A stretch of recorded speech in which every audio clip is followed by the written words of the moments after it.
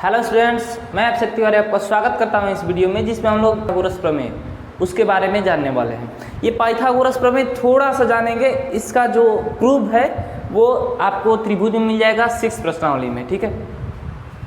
तो अभी उसके बारे में जानेंगे कि पाइथागोरस प्रमेय कहता क्या है और ये 8 प्रश्नावली में कैसे उपयोग होने वाला है।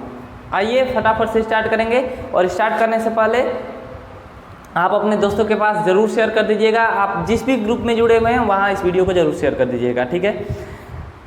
आराम से पढ़ेंगे, एकदम लोड नहीं लेना है। जहाँ समझ में ना आए कमेंट कर दीजिएगा। आप जब कभी भी कमेंट करिएगा आपको रिप्लाई दे दिया जाएगा, ओके। चलिए स्टार्ट करते हैं। पाइथागोरस प्रमेय या इसका सेकेंड नाम भी है फिसागोरस प्रमेय, ठीक है। नाम वाम में कुछ नहीं रखा है, कर्म करो, ठीक। तो पाइथागोरस प्रमेय कहता क्या है, तो इससे पहले ये जान लेते हैं ना कि क्या पाइथागोरस प्रमेय पाइथागोरस नहीं लाया था, ऐसा नहीं है। पाइथागोरस प्रमेय पहले से ही था। भारत का एक प्राचीन ग्रंथ जो बौधायन ने लिखा था, बौधायन शुल्ब सूत्र, बौधायन शुल्ब सूत्र, इस पुस्तक में पहले से ही इस प्रमेय का वर्णन था। लेकिन जैसे कि ये हमारे थे न्यूटन भाई साहब, इन्होंने बोला कि सेब नीचे गिरा तो उन्होंने गुरुत्वाकर्षण ला दिया। तो क्या उससे पहले गुरुत्वाकर्षण नहीं था? बिल्कुल था। लेकिन उन्होंने क्या किया कि उसको इंट्रोड्यूस किया, यही किया ना। अच्छा, वैसे ही जैसे वास्को डी गामा भारत आया तो बोला जाता है कि वास्को डी गामा ने भारत का पता लगाया। भारत तो पहले से था। तो वही बात है कि यहाँ पर पहले से ही बौधायन शुल्ब सूत्र में इस प्रमेय का जिक्र था, लेकिन पाइथागोरस ने इसको वर्णित किया, यानी कि बताया, एक्सप्लेन किया। और यही नहीं, अभी और सुनिए, बेबीलोन वाले लोग जो त्रिकोणमितीय अनुपात के बारे में बता रहे थे, ये भी जानते थे, ठीक है। तो ऐसा नहीं है कि ये पाइथागोरस के साथ ही आया, नहीं, पहले से था। इन्होंने उसको क्या अच्छे से एक्सप्लेन किया है, ठीक है। पाइथागोरस प्रमेय में ज़्यादा कुछ नहीं है, बस एक स्टेटमेंट याद रखना है। अगर कोई समकोण त्रिभुज है, ध्यान से सुनिएगा बस, उसके बाद आपका टोटल क्लियर हो जाएगा, कहीं समस्या नहीं आएगी। इसे बोलते हैं क्या, लंब। ये तो आपको पता ही होगा, पीछे वाला लेक्चर आपने देखा होगा। तो ये आधार कब, ये लंब और आधार ये कब होगा, जब ये वाला एंगल लेंगे तब। जब ए एंगल लेते तो ये लंब और ये आधार हो जाता, और ये होता है कर्ण।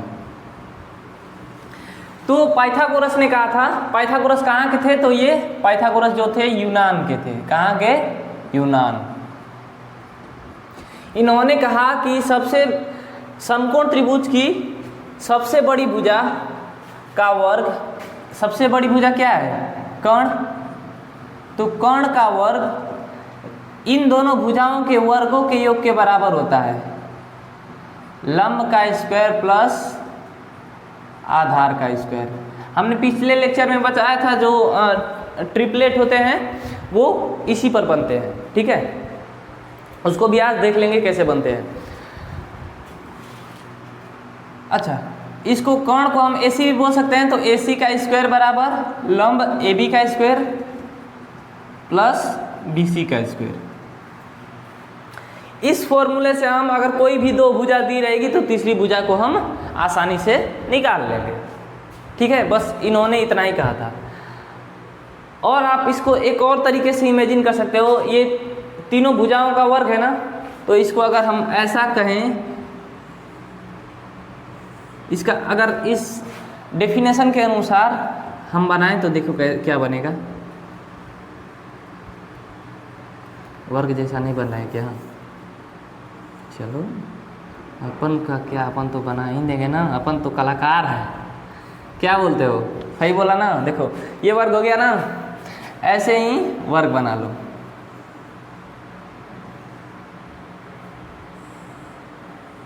यार मैं भी आर्टिस्ट हूँ, नहीं? वाह, क्या लग रहा है, किस चीज़ का चित्र दिखाई दे रहा है आपको बताइए। देखिए तो क्या कहता है ये प्रमेय ना कि इस बड़े का जो भी वर्ग है, ठीक ना, तो इसका क्षेत्रफल जो होता है इन दोनों क्षेत्रफलों के योग के बराबर होता है। इसका क्षेत्रफल प्लस इसका क्षेत्रफल। अरे वर्ग है तो वर्ग का क्षेत्रफल होता ही है भुजा स्क्वायर। अब भुजा की लंबाई ये को पता ही है, तो इससे भी आप समझ सकते हैं कि ये जो बड़ी भुजा होती है उसका वर्ग इन दोनों छोटी भुजाओं के बनने वाले वर्गों के क्षेत्रफल के बराबर होता है। ठीक है, बस इतना ही था और कुछ नहीं है। आइए एक एग्जाम्पल देखते हैं कैसे निकालेंगे भुजा। अगर एग्जाम्पल अपने से सेट करें तो अगर मान लो ये समकोण त्रिभुज एक है, ठीक है, ABC, इसका प्रूफ ट्रायंगल में दिया है 6th चैप्टर में, तो वो उस समय करेंगे, ठीक ना। अभी केवल इतना ही चर्चा करेंगे। अगर ये भुजा दी है 7, ठीक है, और रुक जाओ 1 सेकंड, इसको 8 कर लो, इसको 6 कर लो, ठीक। तो ये क्या बोलता है कि जो बड़ी भुजा होती है उसका वर्ग छोटी भुजाओं के वर्ग के योग के बराबर होता है। तो हमको AC का स्क्वायर निकालना है। AB की जगह क्या रखेंगे? AB का मान कितना दिया है? 8। ये यहाँ की यहाँ यानी कि भुजा की लंबाई है 8 मीटर और ये 6 मीटर यहाँ से यहाँ की लंबाई है। तो 8 का स्क्वायर प्लस 6 का स्क्वायर। अब AC अगर स्क्वायर है उधर ले जाएंगे तो क्या हो जाएगा? अंडर रूट होगा। ये तो बचपन से सीखते आ रहे हो, अब ये मत कहना कि नहीं आता है सर, ठीक ना, नहीं तो बहुत मार पड़ेगी तुमको, यहीं से खींच कर मारूंगा, ठीक है। 8 का स्क्वायर करेंगे तो 64 हो जाएगा और प्लस 6 के 36, ठीक। तो AC बराबर क्या आ गया? रूट में 100। तो ये AC बराबर क्या हो जाएगा यहाँ से? 10। 100 का वर्गमूल 10 होता है, यानी कि ये जो बड़ी भुजा होगी ना इसका लंबाई 10 मीटर होगा। क्या समझ में आया? हो गया। तो ऐसे ही कैलकुलेट आपको करना होगा, जब कभी भी दिया हो, कोई 2 भुजा दी होगी तो तीसरा निकाल सकते हैं, ठीक है। केवल इतना याद रखो, इससे आप 2-3 फॉर्मूले बना सकते हो। अगर इससे स्क्वायर इधर लाओगे तो रूट में बोल सकते हो, फिर इसको उधर ले जाओ, इसको इसमें से घटाओ तो BC निकल जाएगा आधार। तो फिर ऐसे बहुत सारे कम्बिनेशन आप बना सकते हो खुद से, ठीक है। हमसे पढ़ो ना बनाओ तो ये फिर गलत बात है। समझ में आ रहा है ना? तो वीडियो को लाइक कर दो और नहीं समझ में आया तो डिसलाइक कर दो, सीधी सी बात है, ठीक। अब बताइए तो आगे चले ना। ये समझ में आ गया कि एक और एग्जांपल लें। चलिए आइए एक और एग्जांपल लेते हैं। Example number 2। एक त्रिभुज है। अच्छा, कैसा त्रिभुज है? समकोण त्रिभुज है। अच्छा, ये तो बहुत तेज है, क्या बात है। कुछ भी नाम दे सकते हैं, PQR, और ये भुजा हम दे देते हैं आपको, क्या दे दे बोलो? इसको दे देते हैं 5, इसको दे देते हैं 3। अब हमको निकालना क्या है? और कोण दिया है R, यहाँ पर भी कोण दे लो, यहाँ पर C कोण ले लो, ठीक है। अब बताओ, कोण ये है तो ये लंब होगा ना, लंब हमको निकालना है, यानी कि हमको PQ कैलकुलेट करना है, ठीक है। चलिए यहाँ से एक बार इसको लिखिए तो AC का स्क्वायर बराबर जैसे AC है क्या था? AC कर्ण था ना, तो PR यहाँ पर हो जाएगा PR का स्क्वायर बराबर लंब AB था, यहाँ पर लंब PQ है तो PQ का स्क्वायर प्लस आधार BC था तो यहाँ पर आधार QR का स्क्वायर। यही है ना, बस इतना ही है।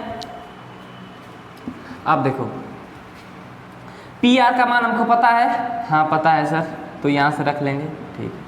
PQ का मान हमको निकालना है तो इसको ऐसे ही छोड़ देंगे। QR का मान कितना है? 3, तो 3 का स्क्वायर यहाँ से हो जाएगा, स्क्वायर करेंगे 25 और PQ का स्क्वायर प्लस का 9। देखो अब संख्या है तो संख्या को तो घटाएंगे ही, तो 25 में से 9 इधर लाएंगे घटेगा, तो 25 में से 9 घटेगा तो 16 बचेगा। हाँ सर सही है, तो PQ का स्क्वायर बराबर का 16। अब यहाँ से PQ बराबर क्या हो जाएगा? रूट का 16 और PQ बराबर 4। अच्छा, आपके दिमाग में ऐसा कुछ चला कि सर रूट से बाहर निकला है तो प्लस और माइनस दोनों आना चाहिए? बिल्कुल सही बात, प्लस और माइनस दोनों आना चाहिए।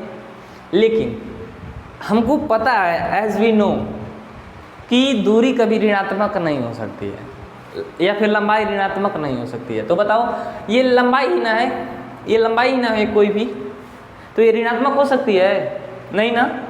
तो फिर इसीलिए हम डायरेक्ट प्लस वाले को ही लेते हैं, इसमें माइनस प्लस का झोल झाल नहीं करते हैं ना, डायरेक्ट प्लस का 4, यानी कि ये जो लंब हो जाएगा वो 4 हो जाएगा। बस बात खत्म, इतनी सी तो बात थी। बताइए, कहीं दिक्कत है? नहीं ना।